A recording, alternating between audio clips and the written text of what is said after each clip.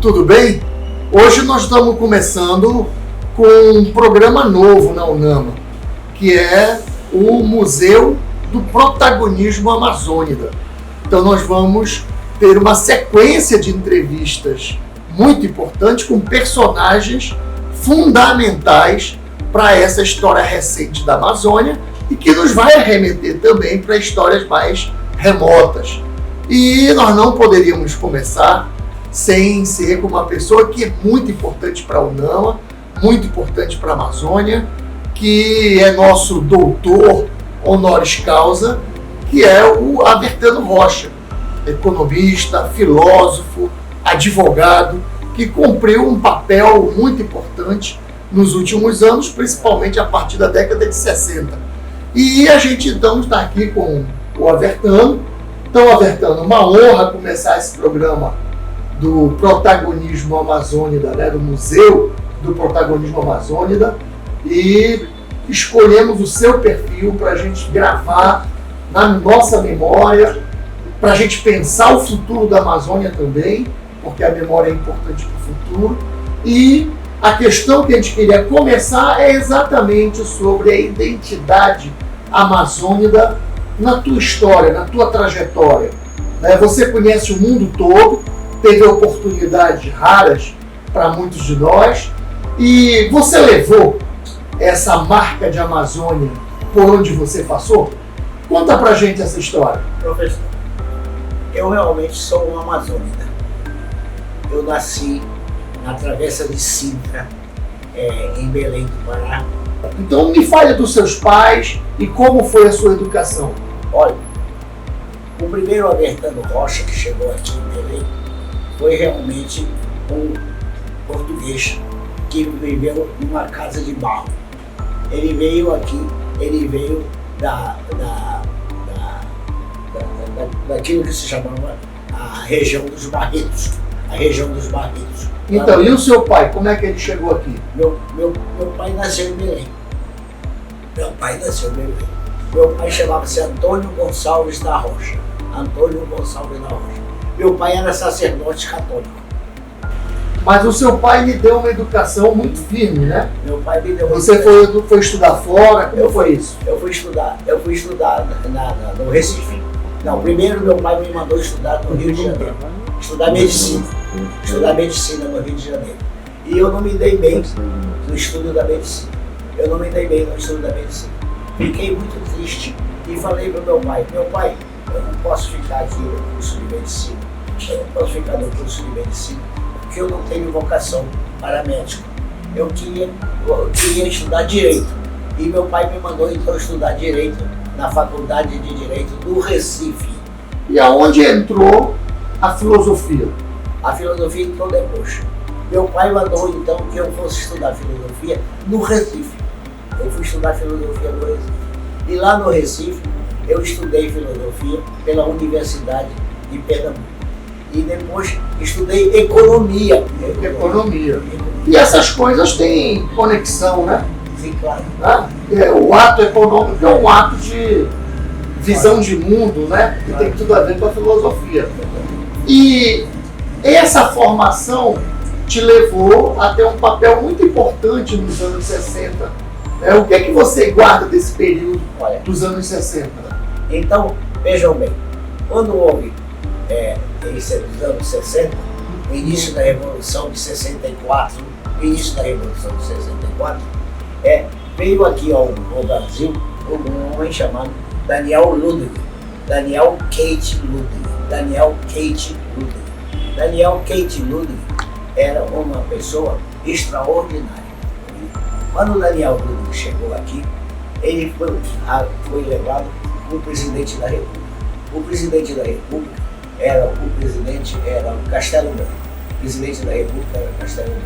Então, Avertano, o Castelo Branco, né, faz a indicação, o Golbery lhe recebe, e aí você começa uma relação com um dos maiores investidores da época, que era o Daniel Ludwig. Então, a Amazônia já estava na área dos interesses mundiais. Exatamente. Então, como é que você entra nessa história? Bom, Aí exatamente, eu posso dizer, quando realmente eu tive um contato com Golbery do Couto Silva, que era o autor de um livro muito importante para o Brasil, para o mundo, que chamava Geografia da Fome, quando eu tive importância com ele, eu conheci então o Daniel Ludwig.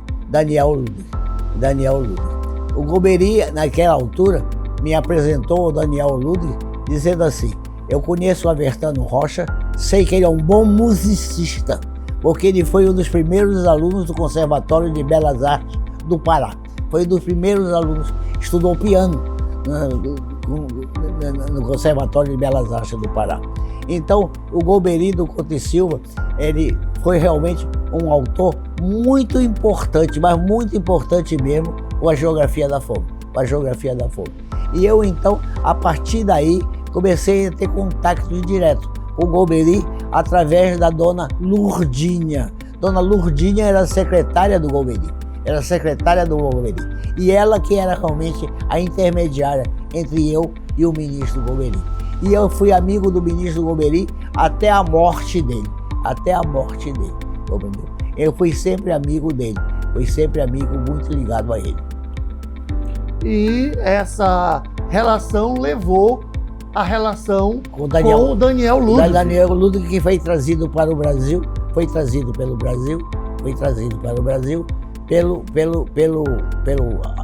pelo avô desse atual diretor do Banco Central.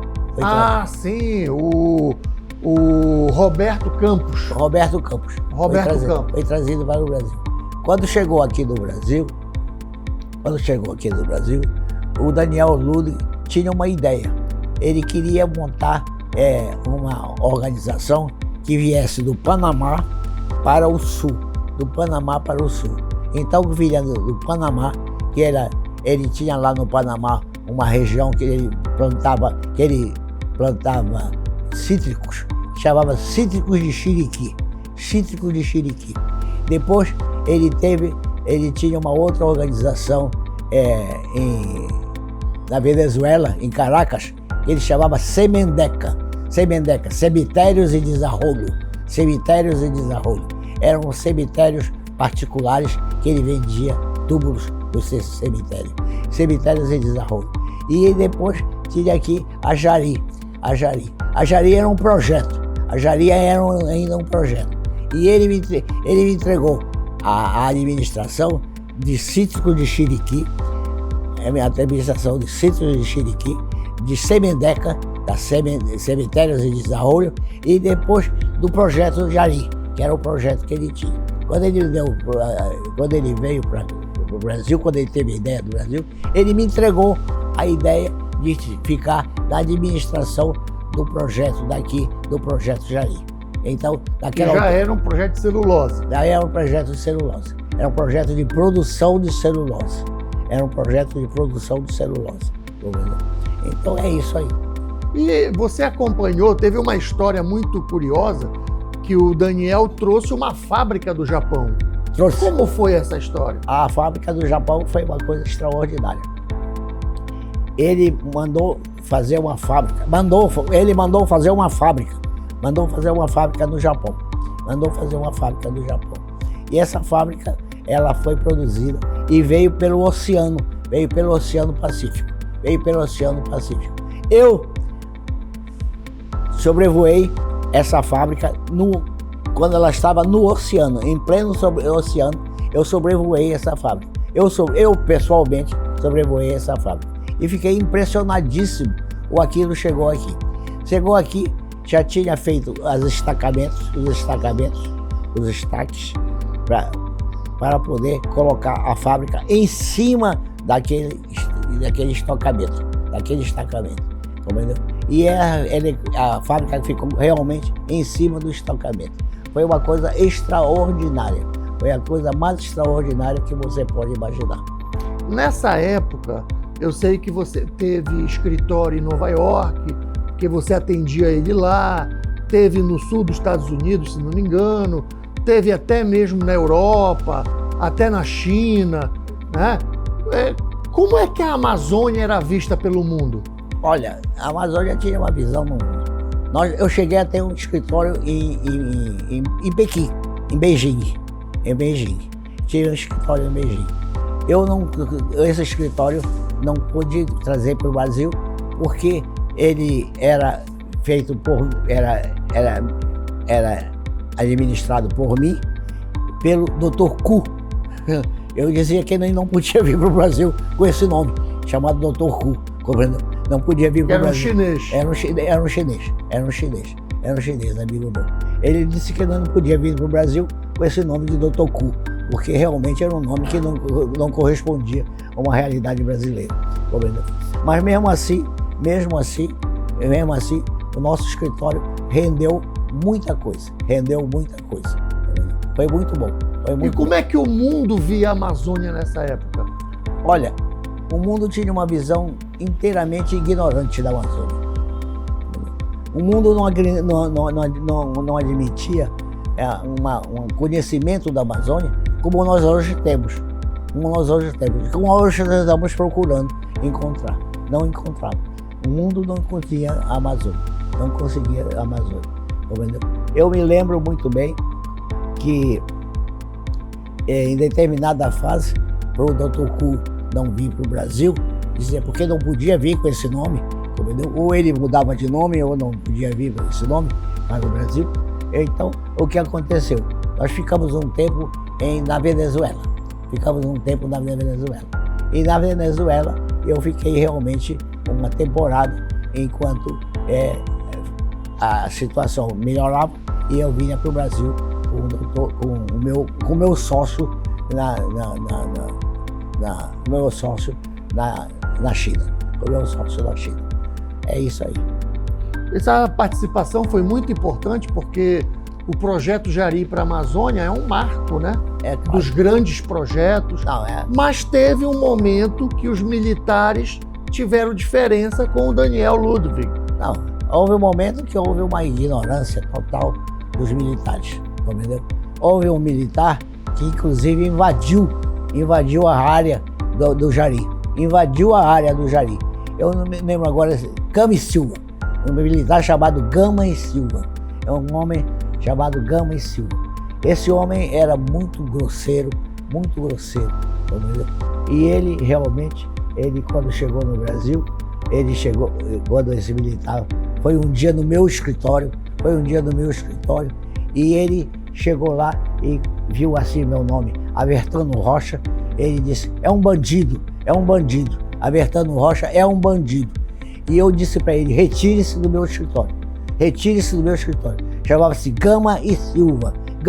Mas qual era a diferença? O que eles estavam achando do Jari? Ele achando que o Jari era para ocupar a Amazônia.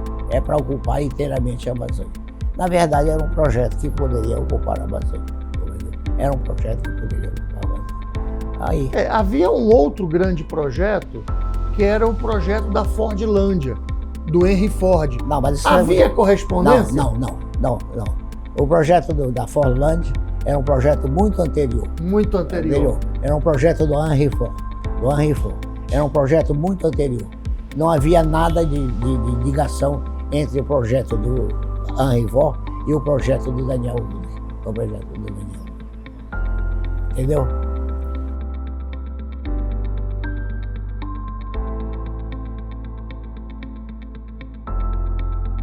Foi. Não, aí ficou realmente eu passei a estudar filosofia, e passei a me dedicar à filosofia. Tanto que se publicou um livro que é justamente de histórias da filosofia. Vana Verba, Palavras Vãs, Vana Verba. É esse livro aqui, Vana Verba. Muito bem. Essa palavra. Eu tenho aqui uma apresentação do professor Ivanildo Alves Ferreira Alves, que diz o seguinte: as palavras de Avertano Rocha não são vãs, infrutíferas ou inúteis, como sugere o título em latim de suas cogitações. Somente a modéstia e a singeleza do maior filósofo do norte do Brasil. Ele me chamou o maior filósofo do norte do Brasil. Inscrito entre os maiores do Brasil, podem qualificar e classificar suas palavras. registradas no espelho pétreo dos seus leitores como vãs. São palavras que se eternizam no infinito de nossas reflexões. Na amplitude dos sentimentos humanos, constrói a vida. Vejam bem. Excelente. Essas são as palavras. Mas tem um autor que o senhor cita muito, que é o Heidegger. É o Heidegger. O que lhe ficou mais profundamente do pensamento do Heidegger, que é um filósofo muito controvertido, que teve relação com os nazistas, depois fez críticas? Olha, a realidade é que o Heidegger era um filósofo muito controvertido. Era o Heidegger aderiu ao nazismo. Ninguém pode esquecer uma coisa que é importante. O nazismo veio de uma eleição mesmo, uma eleição. Não foi imposto. Não foi imposto. O povo alemão escolheu. O povo alemão escolheu o nazismo. O povo alemão escolheu o nazismo. Então, é uma espécie assim de... quando eu vejo essa história de Bolsonaro no Brasil, eu me lembro da história do Heidegger com relação. Porque o Heidegger participou, inclusive, de incêndios das bibliotecas na Alemanha. Incêndio da biblioteca da Alemanha.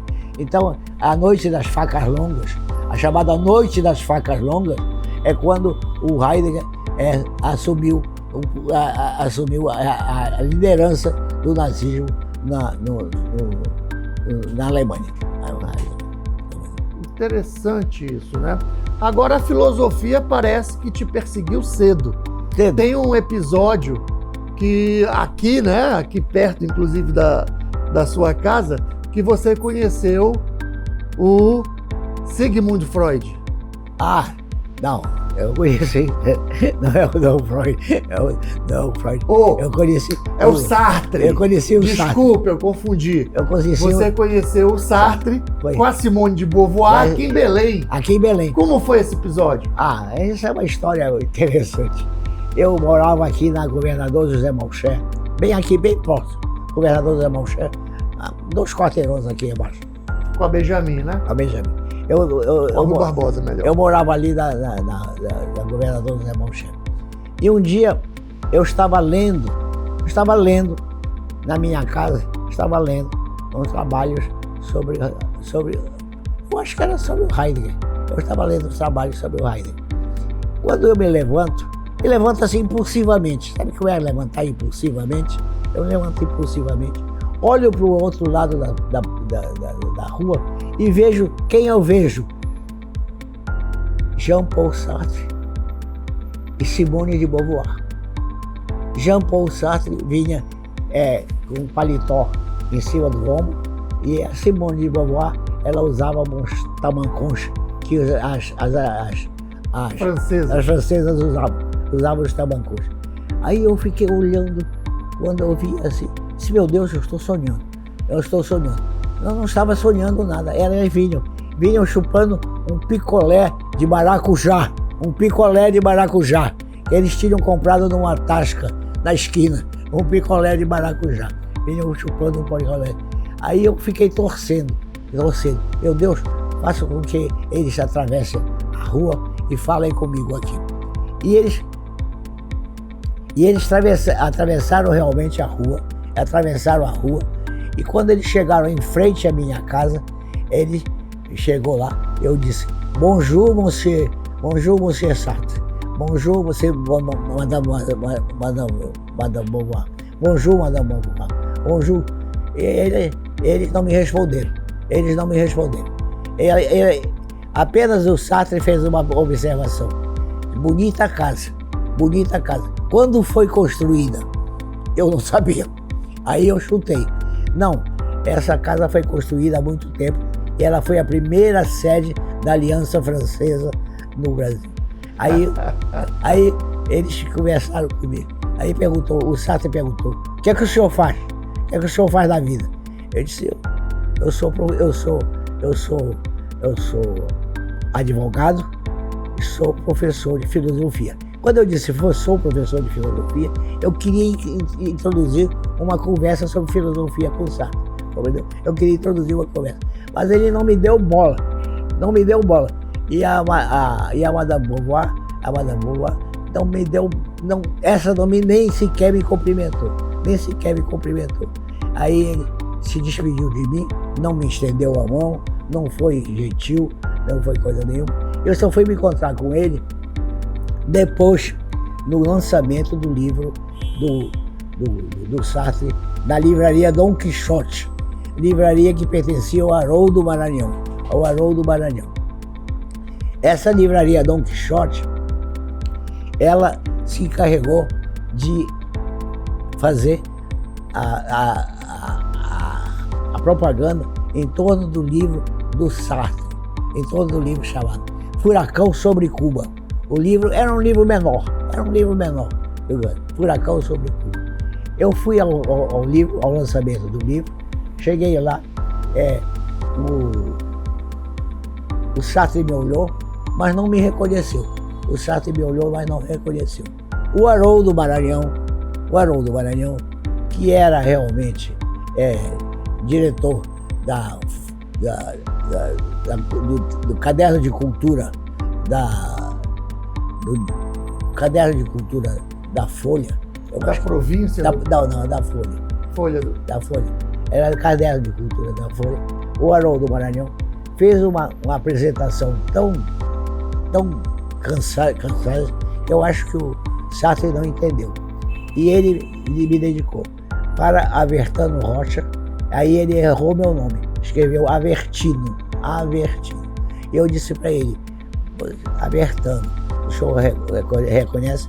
Avertano. Ele emendou, botou Avertano Rocha, e ele me entregou o livro, mas não fez nenhum comentário.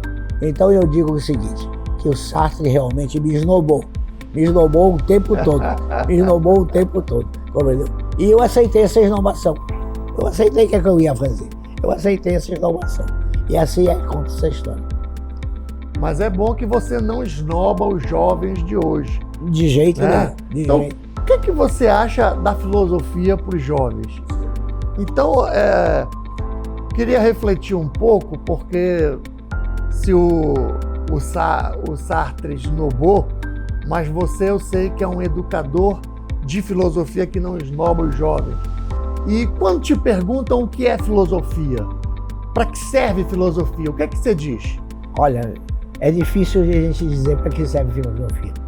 Essa foi uma das primeiras perguntas que me fizeram na faculdade. Para que serve filosofia? Eu disse, olha gente, filosofia realmente nos ajuda a raciocinar. Entendeu? Filosofia abre o caminho do raciocínio. Eu acho que filosofia abre o caminho do raciocínio. Entendeu? E eu sou como eu poderia responder como Sócrates respondia. Eu só sei que nada sei. Entendeu? Mas na verdade, quando eu respondo isso, eu estou respondendo pela filosofia. É como a presença de Deus. Quando eu digo graças a Deus, eu estou invocando a palavra de Deus, eu estou invocando Deus. Eu estou me acreditando que Deus existe. No ato que eu digo graças a Deus, eu estou acreditando que Deus existe. Naquele momento, Deus existe. Naquele momento, Deus está conosco. É isso aí. E a filosofia, então, se faz presente quando a gente pensa. Isso? Quando a filosofia, toda vez que você pensa, ela está presente. Toda vez que você pensa, ela está presente. É isso aí. E a tua presença como professor, na academia, tua produção literária, o que você destacaria? Olha, eu não sei. Além do Vanaverba. Eu só tenho uma publicação. É essa Vanaverba. É a única publicação que eu tenho. Mas ela é uma coletânea, né? É uma coletânea. Ela corresponde à matéria que eu escrevi durante um grande período. Diz assim. Eu tenho aqui uma contracapa do Vanaverba que diz assim: Avertano Rocha é um intelectual, tendo estilo muito mais atrás da advocacia e do jornalismo, que agora nos apresenta sua primeira obra editada, Vana Verba, escrito entre os anos de 2017 e 2018. Eu tenho muita coisa nas escritas. Eu tenho mais ou menos umas 57 volumes escritos a respeito da filosofia. Então, em cima disso, é que eu posso dizer a vocês que eu posso dar uma resposta. Um dia eu cheguei na faculdade e uma aluna me perguntou: professor, para que serve a filosofia? E eu respondi: para isso mesmo, para a senhora me perguntar para que serve a filosofia. Que na hora que a senhora está me perguntando para que serve a filosofia, a senhora está filosofando. Está filosofando. Anos depois, muitos anos depois, eu fui à faculdade e essa aluna me encontrou, ela já estava bem adiantada, ela me encontrou: professor, agora eu sei para que serve a filosofia. Eu sei para que serve a filosofia. O senhor me deu a resposta certa. É como Deus. Quando eu digo Deus, graças a Deus, é porque Deus existe. Senão não diria graças a Deus. Deus existe. Deus passa a existir no momento que você tem convicção do que ele existe.